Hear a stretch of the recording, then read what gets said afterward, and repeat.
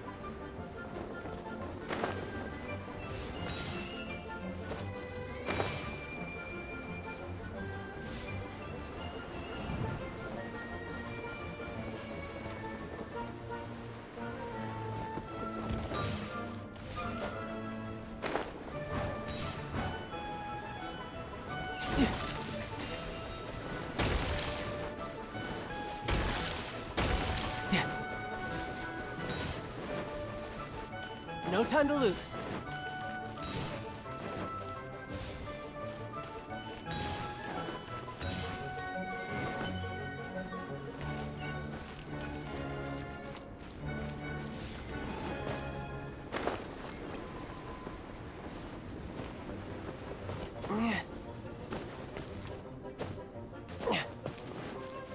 Yep.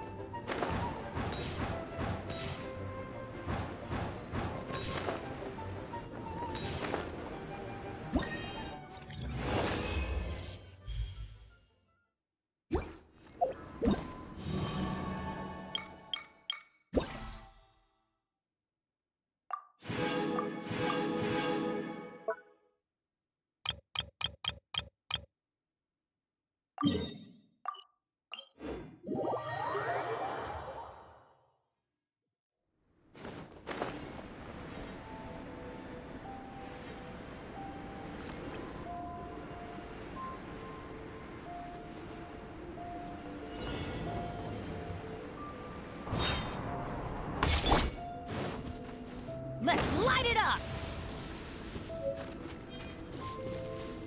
Ha!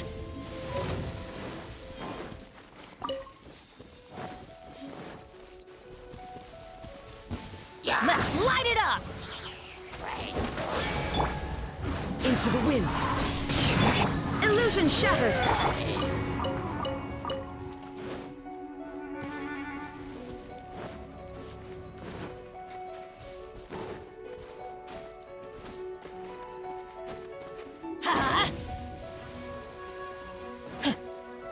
Off we go!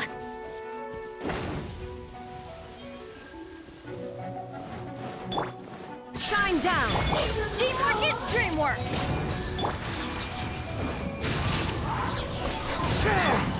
Now you shall perish.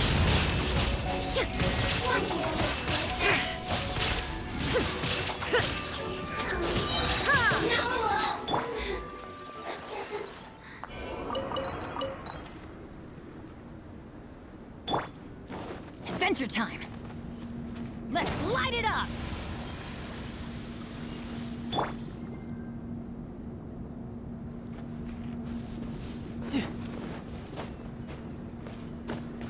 Yeah. Let's light it up!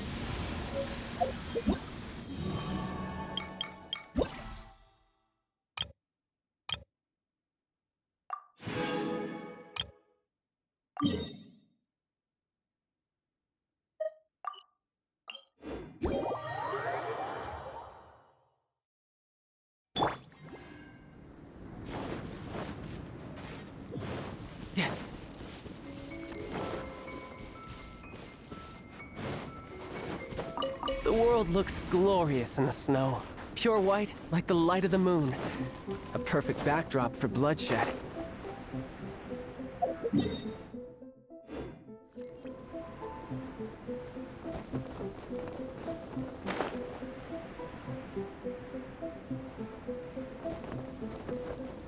I could get used to this. Wind strider.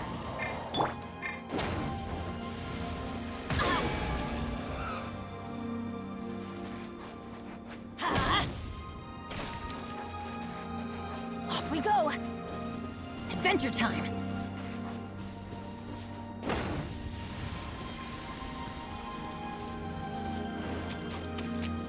Huh?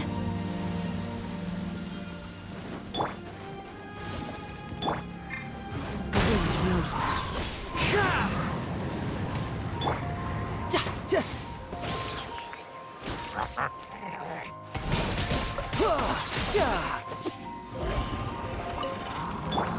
Torn to oblivion! There is no escape! Get out of here! Everybody stand back! One with nature!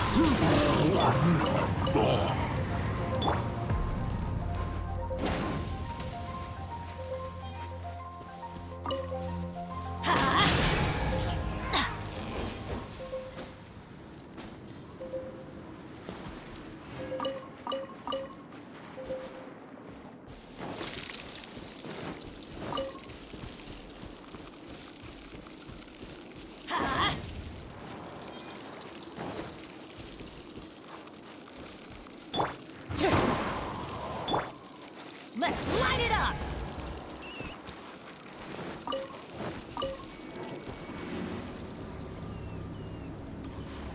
Adventure time!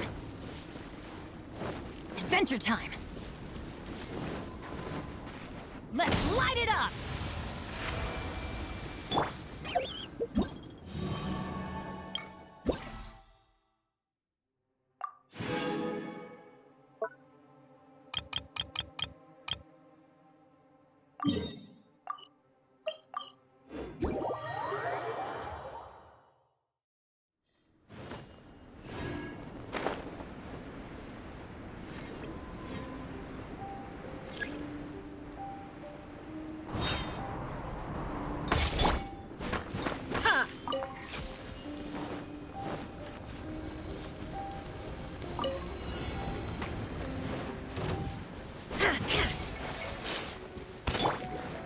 Into the wind!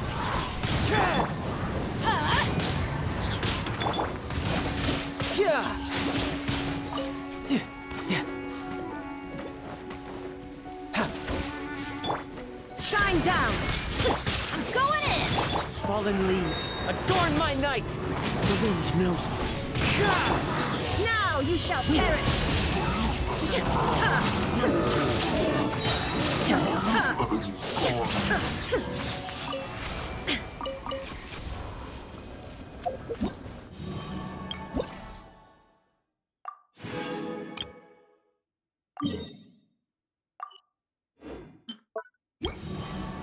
No time to lose.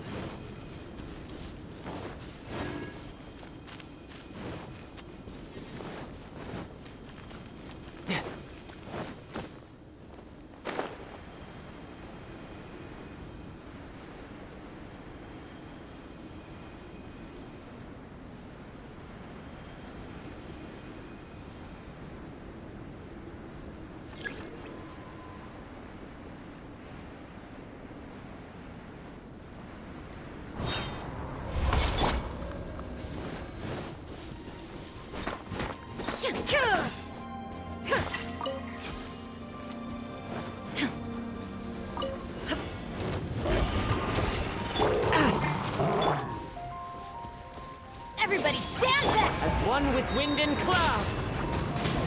Into the wind! Riptide! Illusion shattered!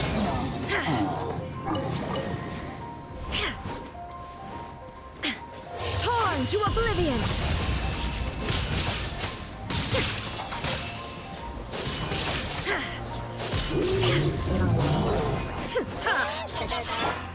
Get out of here! Why do they never miss? I'm going in! Clouds high, the birds call! The wind knows me. You can run! Now you shall perish!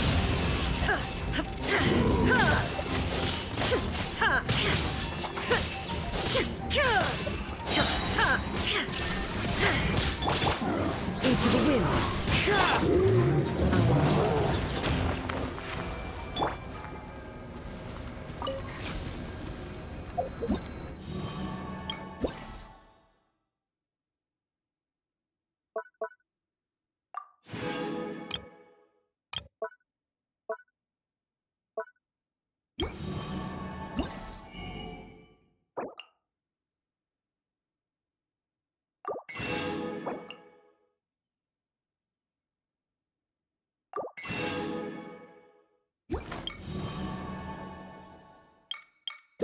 This place... This is pretty dead. By which...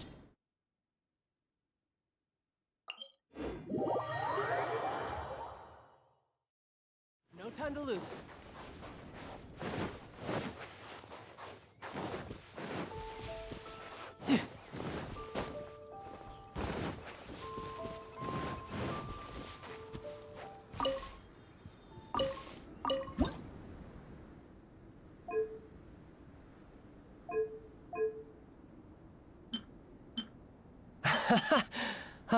Could it be snowing in Snezhnaya too?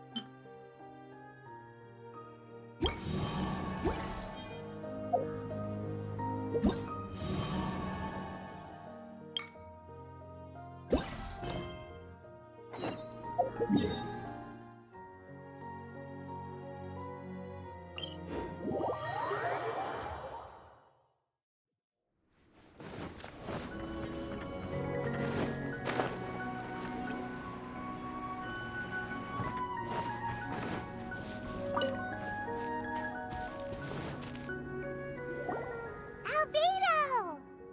Traveler, Paimon. I suppose your story is ready. Yep. How about you?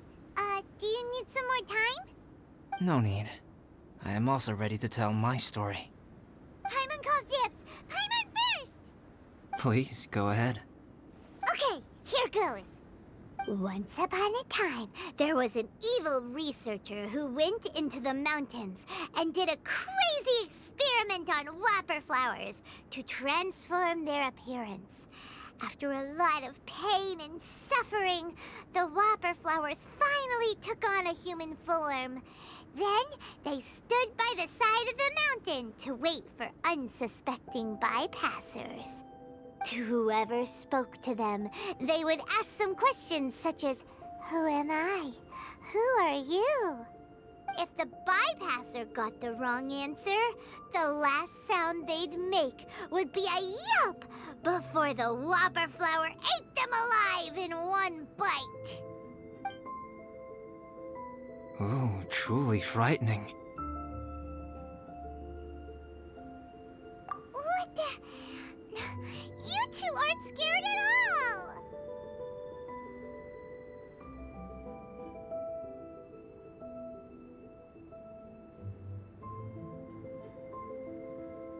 Don't go nitpicking, okay?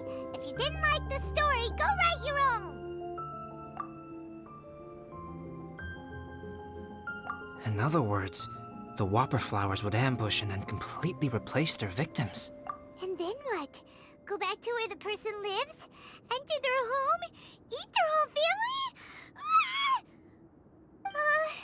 Paimon made up this story, but now Paimon's the one who's scared by it. It's a good story. Oh, may I write it down? I may bring it up in future conversations. What for? Just to scare people with? Yes.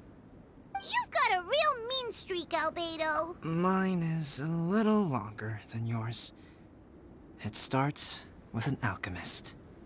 A great alchemist once created Subject 1. Subject 1 was her proudest achievement, and successfully blended into human society. No one ever would have thought that this friend of theirs was in fact a synthetic human. However, unbeknownst to Subject 1, the alchemist had tried the same experiment many times before he had come into being. Some of the rejects from failed experiments had been discarded, but had not died. Subject 2 was one such failed experiment. He was swallowed by a great dragon that came to rest upon a snow-swept mountain. Many years later, he was resurrected by the dragon's mysterious power. He saw all kinds of people on the mountain, including Subject 1, who had somehow miraculously blended in among them. Never in Subject 2's wildest imagination had he thought it possible for experimental life forms such as they to deceive everyone so successfully. He saw the way humans accepted Subject 1 as a friend, witnessed their affection as they addressed him by name. This was what Subject 2 wanted. Now, all that Subject 2 desired was to replace Subject 1 and take the joy of his existence for himself. This is giving Paimon the chills. So scary. Subject 2 began to unfold his plan.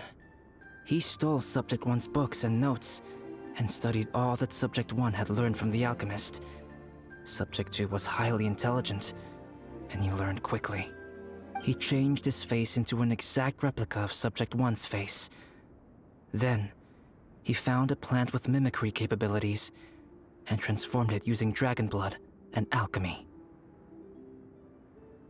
And so, not only did Subject 2 transform his own appearance to perfectly match that of Subject 1, he also created a third entity, Subject 3. What? There's 3 of them now? But Subject 2 wanted to become a perfected human. So, he erased a mark on both his and Subject 3's necks. For these marks were symbols of imperfection. In my view, it was probably a subconscious act, an instinct. He so desperately craved to become a perfect human being that he forgot something. Human beings are defined by their flaws. Subject 2's plan was meticulously crafted. Subject 3 would draw Subject 1's attention. After Subject 1 disposed of Subject 3, he would assume the threat had now disappeared and would let his guard down. The next moment that Subject 1 was alone, Subject 2 would make his move. He would eliminate Subject 1 and become the only one remaining. He would secretly replace the Subject 1 of everyone's memories and inherit his identity, residence, clothing, sword, name, and friends. People would have no idea that the individual they knew had become somebody else from one day to the next. This is way too scary.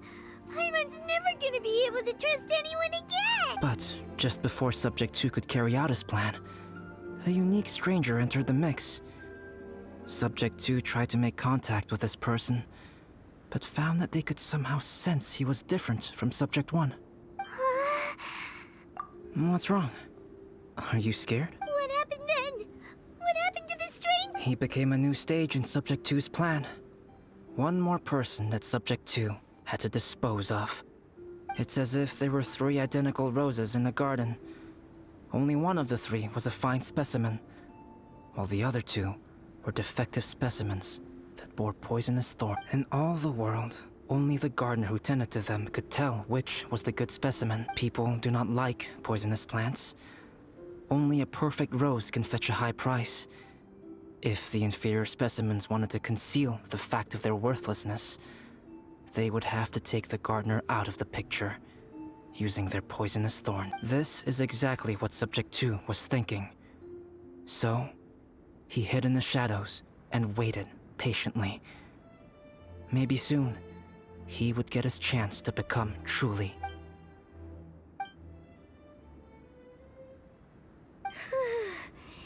That was intense. So what happened after that? Did Subject 2's plan succeed? Fortunately, it is just a story. And even in this story, Subject 2 did not succeed.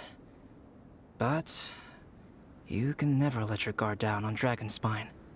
Monsters mutated with Durin's power and blood are also creatures of Rhindaughter, just like me. You must beware of all such creatures. I'm glad to hear that. It's okay. I know what I am. You and I are both different, so the only thing is that sometimes, as beings who set foot in this world, how is creation an arrogant act, traveler? If it is, then what qualifies us to call ourselves creators? How far must we take our reverence and respect And what purpose does it serve? Nothing special. But whenever I think about it, I feel a twinge of grief. Poor Albedo. Hello? Traveler, are you here? Hey, is that Amber? Thought we might find you here. We're here to deliver a message from Cyrus. There's gonna be a big event down at the base camp, and they want you there too, Traveler. Winter camp is nearing its end. Apparently, even provisional instructors are required to attend. Looks like we need to go, Albedo. Bye for now. Then I won't keep you.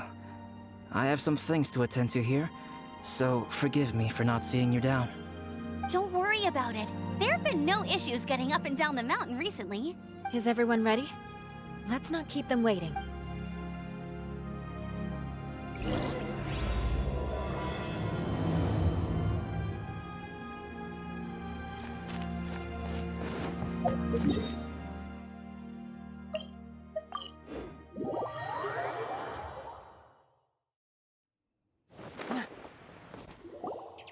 Huh? Who is this guy? Allow me to introduce Yozerf. He's Joel's father. Dad, this is that traveler I was telling you about.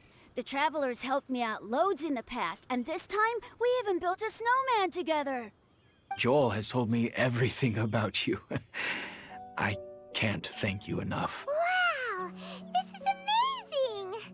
Wait a second. Why is Cyrus discreetly wiping tears away? And what is Pallid doing here? Pallid is the hero of the hour this time. Go on, Pallid. Tell us what happened in your own words. Okay. The weather was fine on that fateful day, and I had a feeling that Lady Luck was smiling down on me. So I trusted my gut and set off to explore somewhere new, somewhere dangerous. Because where there is great danger, there is also great treasure. Why does this sound so hard to believe? But I had only been away from the group for a short while when I fell down a slope and just started rolling. Uh-oh. Did my bad luck rub off on him when we ran into each other on the mountain? The place I fell to was somewhere I didn't recognize, and I'd sustained a few injuries. I remember thinking to myself, this is the worst luck I've ever had in my whole life. Then I met Yozerf. He'd heard the sound of me falling and came out to see what was going on. Huh? Wow, so it was completely by chance then. I thought he must have been someone from the Adventurers Guild here for the event, but after a few words of conversation, it was clear that he was having memory problems. He didn't even know his own name. The temperature was freezing, and there was no time to deal with all that there and then, so I convinced him to come back to the camp with me and figure everything else out after we got there. We got back to the camp, ran into Joel, and the moment he saw him, he froze for a second with this completely stunned expression on his face, and then he started crying out, "Dad! Dad!" That's when Yozerf suddenly started to remember. My memory has still not fully recovered, but Joel and his mother, they are the only ones that I will not, no, that I cannot forget. Daddy. Daddy's right here, Joel. Daddy's right here. Yozerf, don't you remember anything else at all? The poor princess, feeding the foxes? I'm sorry. I have no recollection. Maybe it's because of the head trauma. I'm not sure. I woke up and found myself covered in blood. My things were gone, and there was nothing to indicate who I was or how I got there. I crawled into a cave and settled in for a slow recovery. After my legs and feet were a little better, my hunting skills were what kept me alive. Dad, I was so worried about you. I'm all right now, Joel. Oh, don't cry. Daddy's not going anywhere. I'm here to stay. Oh, this is good. This is good. You know what, though? I definitely think my luck got worse after running into Benin on that mountain. I knew it. I just... No. I just meant if it weren't for you, there's no way I ever would have run into Yozerf on a mountain this huge. Besides, we got back safely, didn't we? So don't blame yourself. Maybe sometimes miracles can only happen when you get just unlucky enough. Ballad. When did you become such a smooth talker, huh? Huh? Am I? I was just telling the truth. Oh, yeah. I want to say thank you to the Traveler, Uncle Cyrus, Auntie Eula, and Auntie Amber. Thanks, everyone. You all helped look after me, and I will always remember it. But I guess I can't take the snowman with me, or it'll melt once it leaves Dragonspine. It's such a shame. Oh, I can help with that. One moment. Huh? Eula? Here, take this. It's powdered rime. Just add it to your snowman, and it will never melt. Wow! Really? Oh, this is awesome! You're the best, Auntie Eula! Dad, I have an unmeltable snowman now! How cool is that? How can I ever repay you all? Thank you all. Thank you from the bottom of my heart. Dad, I want to go move the snowman. Can we do it now, please? Okay, I'll be leaving with Joel now. I'm sure I'll see you all another day. Very well, very well. It's time for Pallid and I to have another discussion concerning his breaches of adventurer discipline. Huh? But Cyrus, I think I kind of made up for my mistakes this time, you know? See you guys! Oh, I made this for you and Amber. Think of it as a winter souvenir. Aw, are you sure? This must be really important to you. Come on now, just take it. No need to make such a fuss. Wow! Now our snowman won't melt either! Great!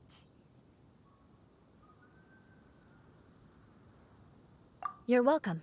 Just keep it. That's all I ask. Amber and I have some business to attend to now. See you later. See you! Everyone's gone. Seems like they've all got their own stuff to do now. Oh! You know what? We've been on Dragonspine all this time, and somehow Paimon still forgot to ask Albedo about how to make a fruit juicifier machine that could keep the juice fresh. Maybe we should try Timaeus again. He does seem pretty eager to please after all.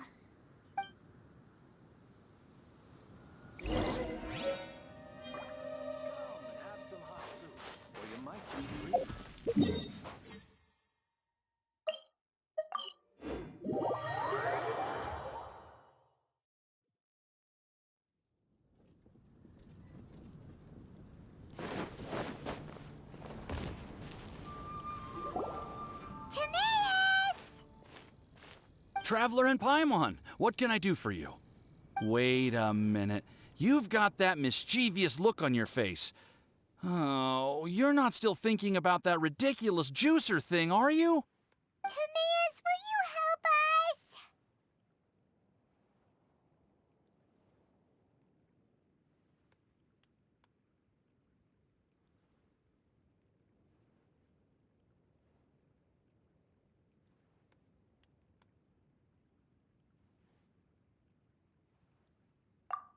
Well, if the Traveler isn't really interested, then, yeah, maybe I'll give this one a pass.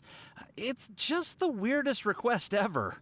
No, but Paimon's Sunsetias are gonna go to waste without it. In the time it would take me to research something like that, I could probably pick those Sunsetias again 10 times over. New research project, Timaeus? We meet again. Oh, Albedo, thank goodness.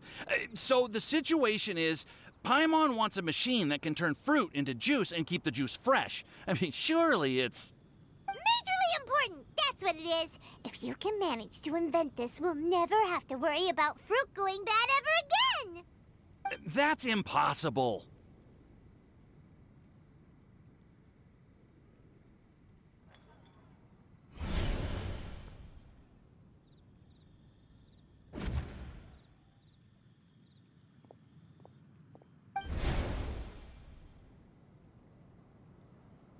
Turning fruit into juice is not hard, but keeping it fresh is more difficult. But if you simply want to keep the fruit from rotting, there are many ways to achieve this. Right, Traveler?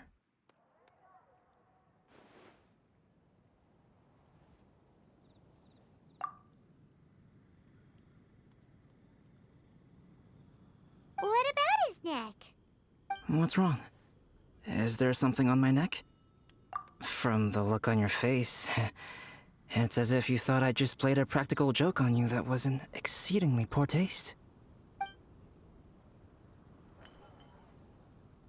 Albedo, you were saying, how do you stop fruit from going bad? Well, one way would be to bury your fruit on Dragonspine, where the snow never melts all year round. But then Paimon won't be able to eat them!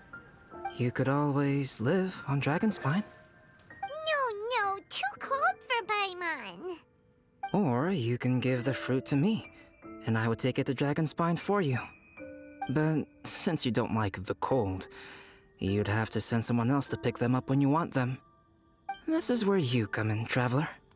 Suddenly sounds a lot more feasible with other people doing all the work. Okay then, shall we go with that idea? Fruit buried on Dragonspine will stay fresh for much longer. However, it is also possible that the fruit will sprout and grow into fruit trees. Who knows? Maybe the next time you visit, it will have grown into an orchard. You can water the trees, add fertilizer, and when they finally bear fruit, you will have some fresh sunsettias. No way! Then Paimon will have to be a gardener. That's not the goal here. Oh? Well, I don't think being a gardener is so bad.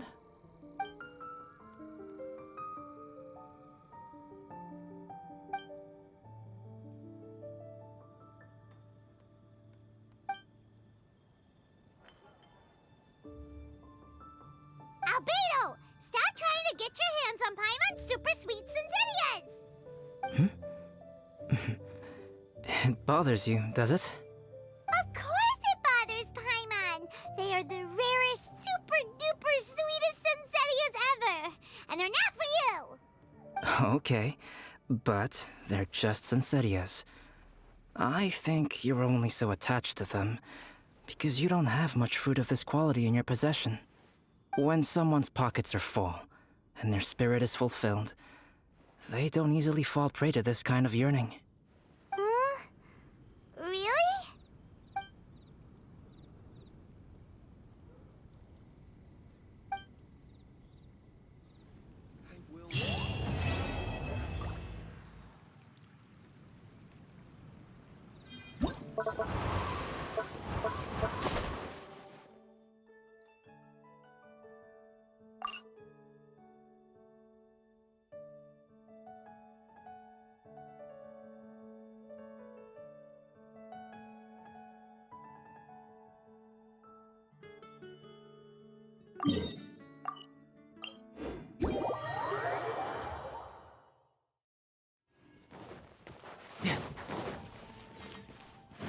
No time to lose.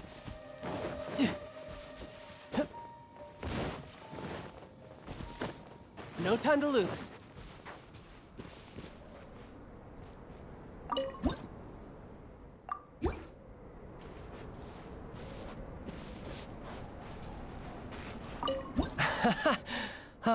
Could it be snowing in Snezhnaya too?